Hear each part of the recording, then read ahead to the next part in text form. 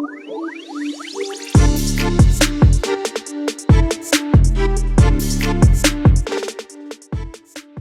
everybody. Welcome back to Sweet and Sour Soccer and welcome back to Premier League predictions. It actually feels like ages since I've done these. It's only actually been 2 weeks. Obviously, we had the little break because of the FA Cup game week, but it just feels like ages since I've watched a Premier League game, and we are back with Premier League predictions. Let's waste no more time. Let's get straight into them. And we start off with a good old London derby, Chelsea taking on Fulham. And Graham Potter, it's going to be interesting now because, I think he had a little bit of good faith around the fact that the squad wasn't really his. Maybe the money hadn't really been spent. Let's face it, I don't think he can have that anymore because Chelsea have spent big in this transfer window. And I think because of that, there'll be some pressure on him now to start getting up that table. Multiple signings being made, some real class signings being made as well. It's going to be interesting to see what those new signings do, especially Mudryk. I think it's going to be interesting. He's obviously had a few more weeks there with the team now. See what we get out of him. Fulham, on the other hand, obviously still doing very well in the Premier League, probably better than most of us expected. I will put my hands up and say I didn't expect Fulham to do this well. And they have, of course, also made a couple of signings over this January transfer window to strengthen the team. I think this is going to be a really close game, but I am going to give it to the home team just about. I'm going to go for a narrow 1-0 victory, actually, in this one, start off my Premier League predictions. Let's move on to Everton now, taking out on Arsenal. And it's been a bit of a mad few weeks for Everton, hasn't it? Ultimately, Sean Dyche has come in. I think that's a really good appointment for Everton. I honestly do. And I think if anyone's going to help them avoid relegation, it's going to be this man, Sean Dyche. On the other hand, the transfer window really didn't go too well, did it? Obviously, the whole Danjuma situation, Gordon leaving, which was probably the right decision, really, to get rid of him, especially for the amount of money that they did, especially when he was putting his foot down and not wanting to play for the club anymore. But it has left a gaping hole and not making many additions. It's left the squad actually looking a bit more scarce than it did at the start of the window, something Everton fans won't be overjoyed about when, whilst many around them have spent quite a bit of money. Arsenal, they're going on strong. Obviously, we're maybe seeing a little bit of a hiccup with the injury to Thomas Partey. We don't know how long that's going to last, but they have brought in a very experienced Jorginho. I honestly don't think that's a bad signing. I saw some people kind of taking the mick out of it a little. I think that's a very good addition to the squad, especially if we're going to see Partey out for a little bit. Of course, we don't know too much about that yet. When it comes to this game, though, I've got to be honest. Sorry, Everton fans. It's a tough start for Dyche. And even with the home support, I do think Everton might get a goal, but I think Arsenal are just going to be too strong. I'm going to go 3-1 Arsenal. We move on to Brighton, taking on Bournemouth now. And Brighton, I mean, let's face it, they might have lost Trossard in this transfer window. It's obviously the team that we've just spoke about, Arsenal. But they stood strong when it came to Caicedo. They said, no comprende, he is not going. He obviously stays. It'll be interesting to see if he's ready mentally to feature at the weekend. And if he does or doesn't, it's still very good for Brighton. They're moving strong, obviously getting that FA Cup victory against Liverpool. And they really are becoming serious contenders now to get Europe at the end of the season. I think a lot of clubs are kind of eyeing up what they're doing and trying to copy their strategy because it really has worked well for them over the last few years. Bournemouth, their new owners have come in and spent a lot of money as they bid to try and keep themselves up in the Premier League. Some really exciting transfers made over the last few days of the transfer window. I don't think they'll have too much effect on this game, though, purely just because of how late they came within the window. I think it'll take them a little bit to get going, and especially with Brighton at home and how strong they've looked this season, I am going to go for a 2-0 Brighton win in this fixture. Let's move on to speak about Manchester United now, taking on Crystal Palace. Palace always feels like it could be a bit of a hiccup game, depending on which Palace turn up. Of course, the news regarding Zaha will be left with some disappointment and might leave Palace fans feeling a little bit nervous with how they are in the table at the moment. But I do think they've still got a lot to give, a lot of great talent in the forward areas, the likes of Alassi, Eze, and it might give them a bit of a trial with seeing how things go without Zaha for next season as well. Man United, obviously, we had the news of Christian Eriksen getting injured, and they went out and signed Sarabia, which it was obviously to fill that place. And I think it'll be interesting to see how much he features. Quite a few people have said he's really suited to the Premier League, some of the good football analysts. So it's going to be interesting to see what he can offer. This already booming Manchester United team, they really are in some good form. And Marcus Rashford at the moment, absolutely firing. They've got a double games week coming, so it'll be interesting to see if they do rest any stars in this one. But I think regardless, with it being at Old Trafford and the form that they're in, I'm sorry, I'm going to back the big boys again. I am going to go for a 2-1 victory for Manchester United. We now move on to Brentford, who have been going on very well this season. They take on the Southampton team, though, who have made a few signings, a couple across transfer deadline day as well. And they've added a lot to their attacking lineup, which is obviously needed. I think a lot of teams in that relegation battle do need someone to come and get some goals. And I think Saints fans will probably be helpful. A couple of these new signings have got to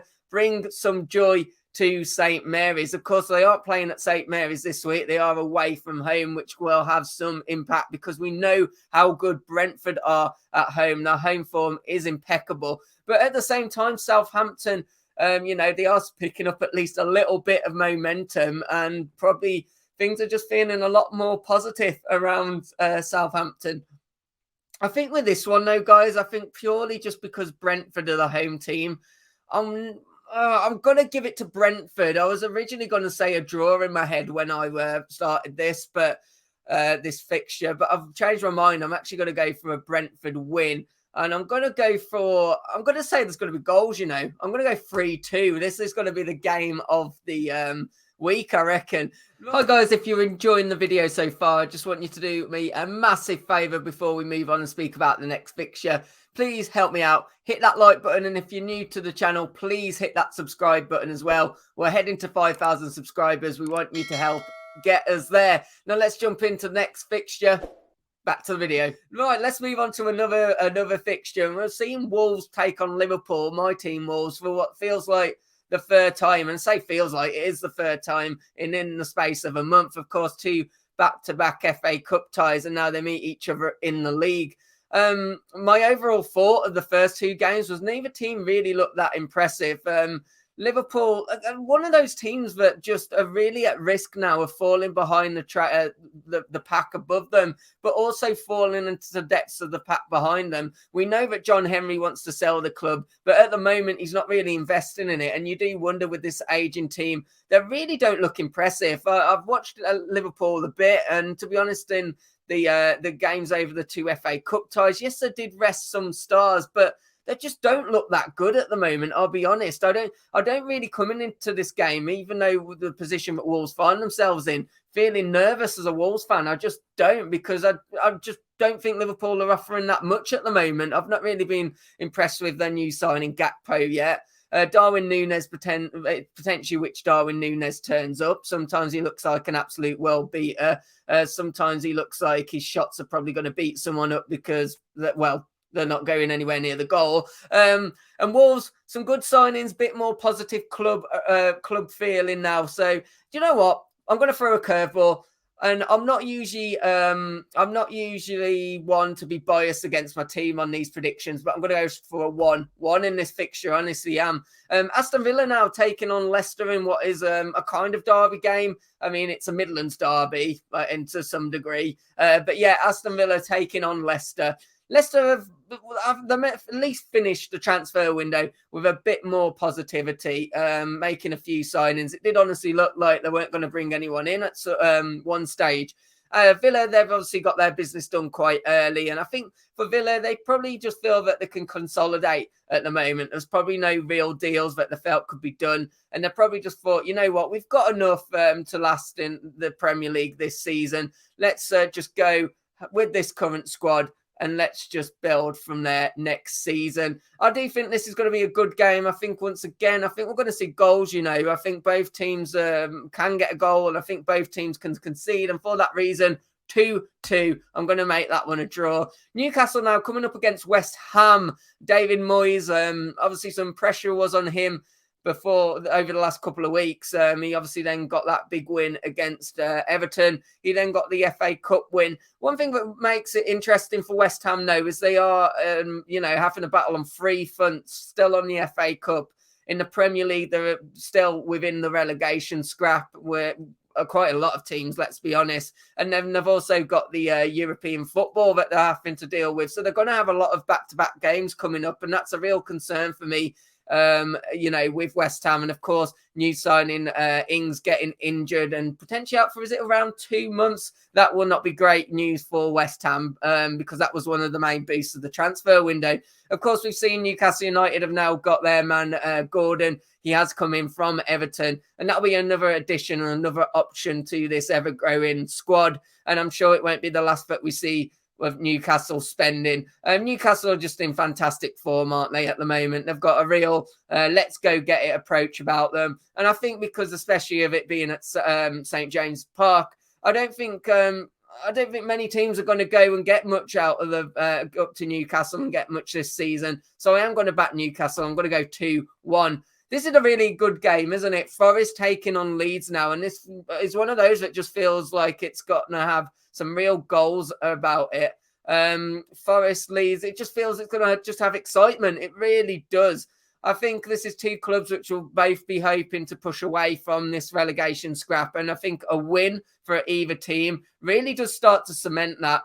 Both teams, once again, like many clubs, having a pretty good transfer window. They've been out, they've spent some money. They've brought in new forward options, new defensive options. So that's going to be really pleasing to see. One thing I did love about Leeds manager Jesse Marsch, actually, was watching how he acted with the new striker that they brought in. That was recorded, his first interaction with him. Just seems like a really nice guy, to be honest. I am an actual massive fan of Jesse Marsch. I think this is going to be a really close game, I think there's going to be goals in it, and I'm going to go 2-2. I am. I think I've thrown out a few draws, so probably not all of those are going to come in. I've always been told I love to back a draw. I think I've thrown out a few in this one, but anyway, I think this is our last one. Spurs taking on City, and I think this is going to be a really interesting game as well to finish off the weekend. Harry Kane, is he going to have some grit between his teeth? Obviously, City in the end didn't sign Kane. They went with Haaland. Will this be one of those games where he just feels like he wants to prove something? Will it be like his last half a season at Tottenham? Who knows? Tottenham, obviously, they have made a signing or two in this transfer window, and they've managed to get rid of some of the deadwood.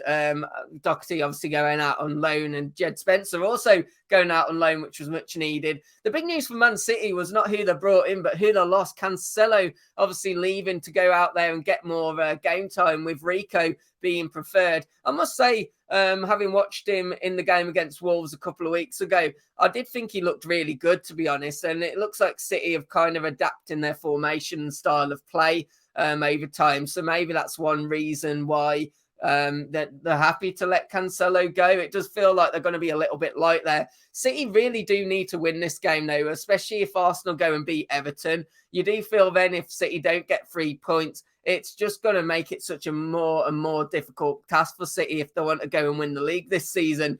I think for that reason, I know it's at Spurs, but I am going to give it marginally to Man City. I'm going to go 2-0, actually. I'm going to go 2-0. That's how I'm going to finish this game week prediction, guys. As always, please do let me know your thoughts. And if you have enjoyed the video, like I asked earlier, do me a favour, hit that like button. Please do subscribe to the channel if you haven't done so already. And hopefully I'll catch you on another video. Have a good rest of your week. Take care. Goodbye.